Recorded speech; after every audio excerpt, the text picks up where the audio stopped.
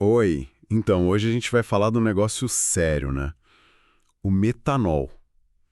É que desde agosto os casos de intoxicação, nossa, dispararam. Hum, sim. É um alerta bem preocupante, na verdade. A gente está falando de bebidas alcoólicas adulteradas, principalmente. Exato. Os números são altos, né? Tipo, 59 notificações desde agosto, a média anual costuma ser 20. É muita coisa. Muita coisa e concentrado, né? São Paulo com a maioria esmagadora, 53 casos, e até uma morte confirmada já. Pois é. E ainda teve casos em Pernambuco, no Distrito Federal. A suspeita principal é essa mesmo, produtores clandestinos usando o metanol para render mais a bebida, cortar custo. O que é um perigo imenso. Porque, vamos combinar, metanol não é para beber. De jeito nenhum. E isso leva à pergunta central, né? Por que ele é tão devastador? Qual a diferença real para o etanol, aquele álcool comum que a gente encontra nas bebidas? Boa pergunta. É aí que a química entra para explicar o risco. Ok, então vamos desembrulhar isso. Nossa ideia aqui é justamente essa: mergulhar nas diferenças cruciais entre etanol e metanol. Certo.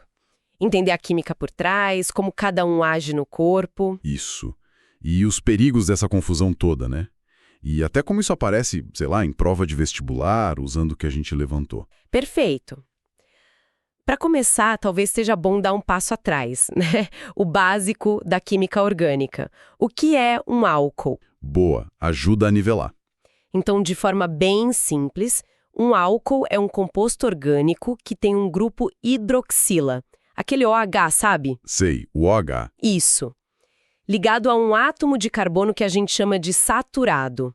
Quer dizer, um carbono que só faz ligações simples com outros átomos, sem ligação dupla ou tripla ali nele. Tá, um carbono cheio de ligações simples. Exato.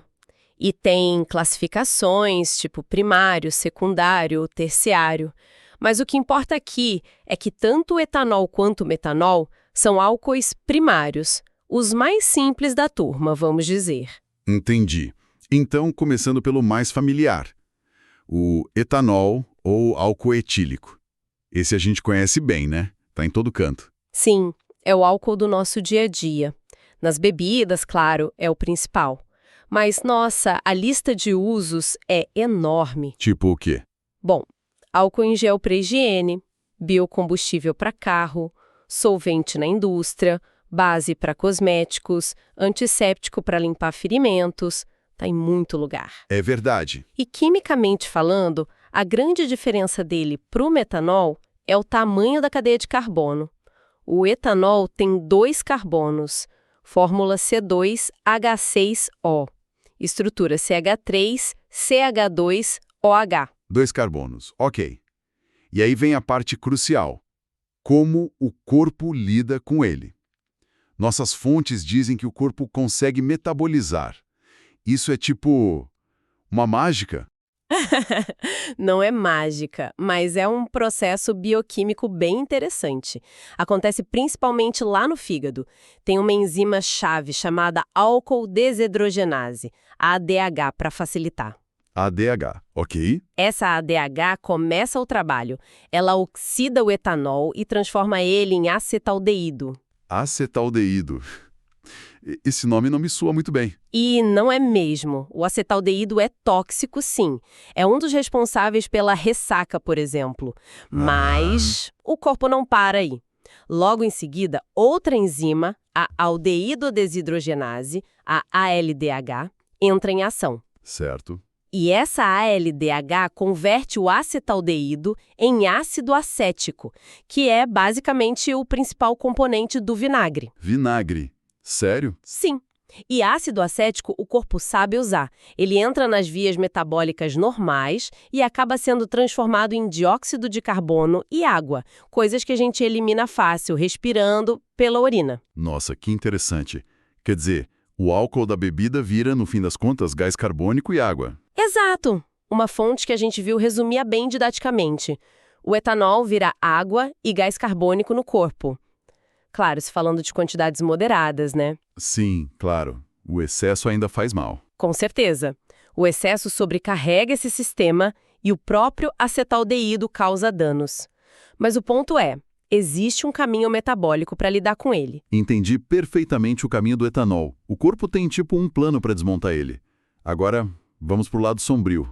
O metanol ou álcool metílico. Aí a coisa muda de figura. Completamente. Ele é descrito como o álcool mais simples de todos, né? Só um carbono, mas é de uso industrial, totalmente impróprio para consumo. Exatamente. A fórmula é CH4O e a estrutura é só CH3-OH, o mais básico dos álcoois. E os usos dele refletem isso. Nada a ver com bebida, imagino. Nada é solvente para tintas, vermezes, matéria-prima para fazer formaldeído que vai em plásticos, resinas, entra na produção de biodiesel também e é usado como combustível em algumas indústrias específicas. Consumo humano? Nem pensar. E a reação do corpo? É aqui que mora o perigo todo, né? O roteiro deve ser bem diferente. Precisamente. É aqui que a semelhança química vira uma tragédia bioquímica. O metanol também vai para o fígado. E olha só que ironia. Ele encontra a mesmíssima enzima que começa a metabolizar o etanol, a ADH. A mesma. Não acredito. A mesmíssima. Só que quando a ADH age no metanol, o resultado é desastroso. Ela transforma o metanol em formaldeído. Formaldeído. Aquele do formol? Exatamente. O formaldeído é altamente tóxico. É considerado cancerígeno, causa lesão direta nas células, um veneno potente. Nossa Senhora. E não paira por aí. Esse formaldeído é rapidamente convertido em outra substância, o ácido fórmico. Ácido fórmico. É, e esse ácido fórmico é o grande vilão da intoxicação por metanol. É ele que causa a acidose metabólica, o sangue fica perigosamente ácido e provoca danos neurológicos gravíssimos, incluindo a cegueira. Espera aí, deixa eu ver se eu peguei. A mesma enzima do nosso corpo, a ADH, que processa o etanol da cervejinha, é a que pega o metanol e transforma nesse combo de venenos formaldeído e ácido fórmico. Exatamente isso. É chocante, né? É muito chocante. Como pode uma diferença tão pequena na molécula, só um carbono a menos, levar a um resultado tão catastrófico? É o ponto crucial e, de um jeito meio perverso, fascinante da coisa toda. A mesma chave bioquímica, a enzima ADH, abre duas portas completamente diferentes. A diferença fatal não está tanto na molécula inicial, mas nos produtos que o corpo gera a partir dela. Entendi. O etanol gera coisas que o corpo, em tese, consegue eliminar. Beleza. O metanol gera toxinas super agressivas. Isso. Formaldeído e ácido fórmico. E o perigo é multiplicado porque, por fora, eles são muito parecidos. Metanol e etanol são líquidos incolores, voláteis. E o cheiro, o gosto, dá para Certo. diferenciar. Aí que está o problema maior. O cheiro e o sabor podem ser confundidos. Não são idênticos, mas são semelhantes o suficiente para enganar. E tem mais um detalhe que uma fonte destacou. Ambos são infinitamente solúveis em água. O que isso significa na prática? Significa que você pode misturar metanol em uma bebida alcoólica que já tem etanol e água, em qualquer proporção, e ele vai se dissolver completamente. Não vai separar, não vai turvar. Visualmente é impossível detectar a adulteração. Meu Deus. É uma armadilha perfeita, então. Quer dizer que confiar no cheiro, no gosto, para saber se uma bebida está batizada, é furada total. E perigoso pra caramba. Completamente furada e extremamente perigoso. As fontes são unânimes nisso. Os nossos sentidos não são confiáveis para diferenciar etanol de metanol numa mistura. Tentar provar para ver qual é pode ser a última coisa que a pessoa faz. Que tenso. A única forma segura de saber é com análise química mesmo, em laboratório.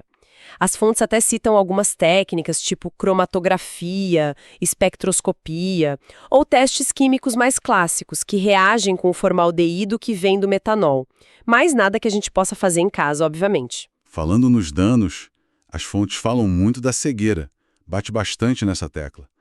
Qual é a conexão específica? Por que o metanol ataca justamente a visão? O culpado direto é aquele ácido fórmico que a gente falou. Ele tem uma afinidade trágica, uma predileção pelo nervo óptico. O nervo que leva a imagem para o cérebro. Esse mesmo. O ácido fórmico ataca as células desse nervo de um jeito muito específico. Ele bloqueia a respiração celular, impede a célula de produzir energia para viver. E sem energia? A célula morre. E o problema é que as células nervosas, como as do nervo óptico, não se regeneram facilmente. A morte celular ali é, na maioria das vezes, irreversível. Daí a perda permanente da visão. Caramba! Uma das fontes usou uma analogia ótima. Disse que o ácido fórmico destrói justamente o fio elétrico que leva a imagem do olho para o cérebro. É bem visual, né? Muito. Destrói a conexão. E quanto de metanol é preciso para causar esse estrago todo? As quantidades são assustadoramente pequenas. As fontes que consultamos indicam que cerca de 10 mililitros de metanol puro. 10 mililitros. Isso é tipo... Umas 2 colheres de chá. Essa quantidade já pode ser suficiente para causar cegueira permanente. 2 colheres de chá? Meu Deus. E se a dose for um pouco maior, algo entre 30 e 60 mililitros, já pode ser letal. Matar mesmo. 30 a 60? Isso mostra o risco absurdo, mesmo em contaminações que podem parecer pequenas, numa garrafa de bebida adulterada. Porque o metanol vai sendo metabolizado aos poucos e o ácido fórmico vai se acumulando no corpo. É um efeito cumulativo do veneno. Pesado pensar nisso. Mas e se o pior acontecer? Se alguém ingerir metanol sem saber, ou por acidente, tem tratamento? Existe alguma coisa a fazer? Sim, existe tratamento, mas é uma corrida contra o tempo e precisa ser feito em ambiente hospitalar com urgência máxima. Entendi. E as fontes mencionaram uma coisa que me deixou curioso. Usar o próprio etanol no tratamento. Isso soa muito estranho. Como funciona? Parece paradoxal, né? Mas é uma estratégia médica super importante e bem estabelecida. O tratamento geralmente combina 2 abordagens principais, segundo as fontes. A primeira é justamente essa, administrar etanol de grau farmacêutico purificado, geralmente pela veia. Mas por quê? Para que mais álcool? Pela afinidade. Lembra da enzima ADH? Aquela que metaboliza tanto o etanol quanto o metanol? Lembro. Aqui começa tudo. Então, acontece que a ADH tem uma preferência, uma afinidade muito, muito maior pelo etanol do que pelo metanol. É como se ela gostasse mais do etanol. Ah, então dando o etanol... Você satura a enzima com a molécula que ela prefere. A ADH fica ocupada trabalhando no etanol e, por consequência, não consegue pegar o metanol para transformar ele em formaldeído e ácido fórmico. Que demais. É tipo dar um brinquedo preferido para ela se distrair e deixar o perigoso de lado. Exatamente essa a lógica. O metanol continua circulando no sangue, mas ele fica ali inativo, sem ser transformado nas toxinas. Isso compra um tempo precioso para a segunda estratégia. E qual é a segunda? A hemodiálise. É como se fosse um rim artificial. O sangue da pessoa passa por uma máquina que filtra e remove as substâncias indesejadas. Ah, aqui, a diálise para limpar o sangue. Isso. A hemodiálise consegue remover o metanol que ainda está circulando antes que ele seja metabolizado. E, talvez o mais importante, ela também remove o ácido fórmico que já possa ter sido formado. Ajuda a corrigir a acidose do sangue e a limitar os danos neurológicos e na visão. Entendi. Então, uma coisa impede a formação do veneno e a outra limpa o que já está lá e o que poderia virar veneno. Perfeito. As fontes resumem bem assim. O etanol impede a formação do veneno e a hemodiálise o remove. Mas, reforçando, qualquer suspeita de ingestão de metanol é emergência médica gravíssima. Tem que correr para o hospital imediatamente. Sem dúvida. Que loucura essa dinâmica toda. E olha, além desse impacto trágico na saúde pública, esse confronto entre etanol e metanol, isso é assunto quente em prova de vestibular, no Enem, né? Com certeza. É figurinha carimbada em química. Principalmente, e às vezes aparece algo conectado em biologia também. O que costuma cair. Para etanol, o clássico é falar de produção por fermentação, uso como biocombustível, impacto ambiental, solubilidade e reações orgânicas. Para o metanol, tradicionalmente o foco era mais nas propriedades físicas dele, usos industriais... Mas agora com esses casos todos... Exatamente. As fontes indicam que as bancas podem começar a explorar mais as técnicas de separação de misturas, como separar etanol de metanol, por exemplo, e principalmente a comparação direta entre as propriedades dos dois. justamente para destacar essa semelhança perigosa que facilita as adulterações e os riscos envolvidos. Faz todo sentido. E para redação, dá para explorar isso? Nossa, é um prato cheio. Dá para discutir a questão da saúde pública, a necessidade urgente de fiscalização, como prevenir essas intoxicações, os riscos sociais, econômicos da falsificação de bebidas, a responsabilidade das empresas na cadeia toda. E o papel do governo, imagino. Claro, políticas públicas para coibir essas práticas, para proteger a população. Uma das fontes até deu uma dica interessante: usar esse caso como exemplo para argumentar sobre a ausência do Estado na fiscalização. É um ângulo bom para temas de redação sobre saúde, segurança, regulação. Interessante mesmo. Outra linha legal que mencionaram é analisar como uma tecnologia, a produção de metanol para a indústria, acaba tendo seu uso desviado para coisa errada por questões de mercado, de custo. Mostra que a tecnologia em si não é boa nem má, né? Depende do uso que a sociedade faz dela. Verdade. Mas, um ponto importante que as fontes ressaltam para quem vai escrever uma redação sobre isso.